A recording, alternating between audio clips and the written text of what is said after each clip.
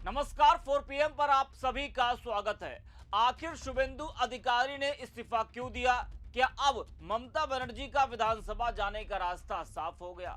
और क्या नंदीग्राम एक बार फिर बंगाल की सबसे बड़ी राजनीतिक जंग का मैदान बनने जा रहा है?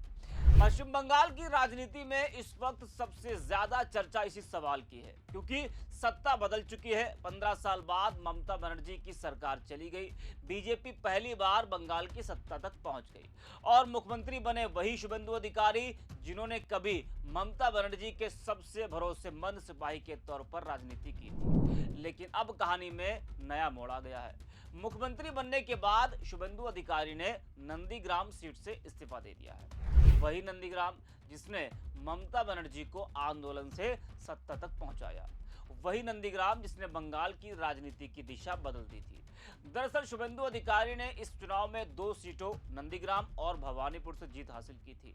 नियम के मुताबिक उन्हें एक सीट छोड़नी ही थी और उन्होंने नंदीग्राम छोड़ दी। लेकिन राजनीति में फैसले सिर्फ नियम देखकर नहीं होते, उसके पीछे संदेश भी छिपे होते हैं।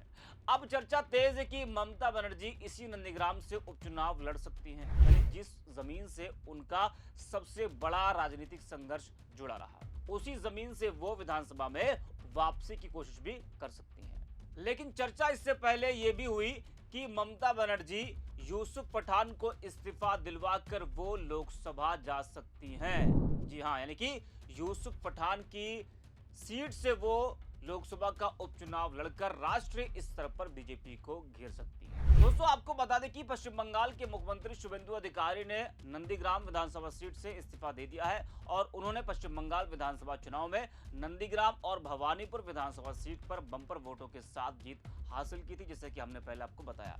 हालांकि अब उन्हें एक सीट छोड़नी थी, इसलिए उन्होंने नंदीग्राम सीट से इस्तीफा दे दिया। पश्चिम बंगाल की राजनीति में नंदीग्राम संघर्ष ने ही ममता बनर्जी को राजनीति के शिखर पर पहुंचाया था।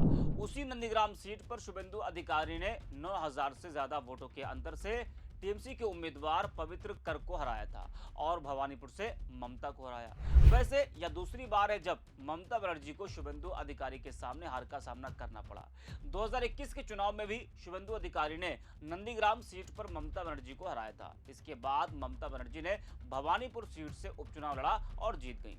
ममता बनर्जी 2011 से भवानीपुर सीट से जीतती रही हैं और यह सीट टीएमसी का गढ़ मानी जाती रही है। लेकिन इस बार शुभेंदु अधिकारी के सामने ममता बनर्जी को भवानीपुर से भी हार का सामना करना पड़ा। वहीं शुभेंदु अधिकारी ने इस्तीफे का ऐलान करते हुए कहा कि नंदीग्राम के लोगों के साथ उनका रिश्ता हमेशा रहेगा। शुभेंदु ने कहा कि नंदीग्राम के साथ मेरा किसी भी तरह का चुनावी संबंध नहीं है, मेरा नंदीग्राम के साथ गहरा रिश्ता है और मेरे मरने तक रहेगा।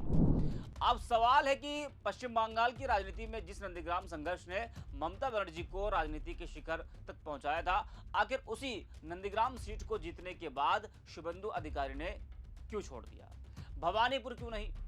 जी हाँ, क्या पिछला भवानीपुर उपचुनाव ममता ने जीत लिया था, इसलिए शुभेंदु अधिकारी को डर था कि कहीं भवानीपुर छोड़ी और वहां उपचुनाव हुआ और ममता लड़ी, वो चुनाव जीत गई तो पार्टी वो सीट गंवा सकती है।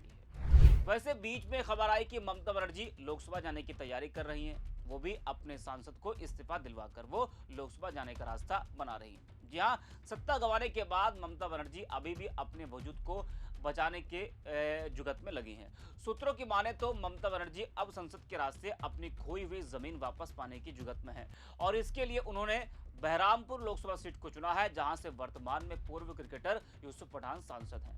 खबर है कि यूसुफ पठान से इस्तीफा दिलवाकर दीदी खुद वहां से उपचुनाव लड़ सकती है। तो अब ममता बनर्जी कहां से चुनाव लड़ेंगी? क्या वो विधानसभा जाएंगी या फिर लोकसभा? ये तो आने वाला वक्त बताएगा। फिलहाल जिस तरह से अभी ममता किसी भी सदन का हिस्सा नहीं है, तो टीएमसी इस जुगत में लगी है कि ममता बनर्जी को किसी तरह से विधानसभा या लोकसभा भेजा जाए।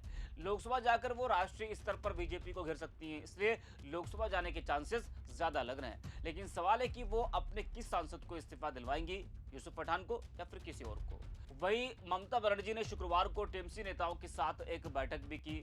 जी हाँ, जिसमें उन्होंने पार्टी को फिर से खड़ा करने की अपील की। ममता बनर्जी ने कहा था कि जो लोग पार्टी छोड़कर जाना चाहते हैं वो ऐसा करने के लिए पूरी तरह आजाद हैं। तो बंगाल में बीजेपी सरकार बनने के बाद टीएमसी के अंदर भी कुछ ठीक नहीं चल रहा। कई नेता पार्टी छोड़ने की फिराक में हैं, जिनको ममता ने आजाद कर दिया कि जिसको जाना है वो जा सकता है। इस पेज में इतना, विक्टर 4 PM।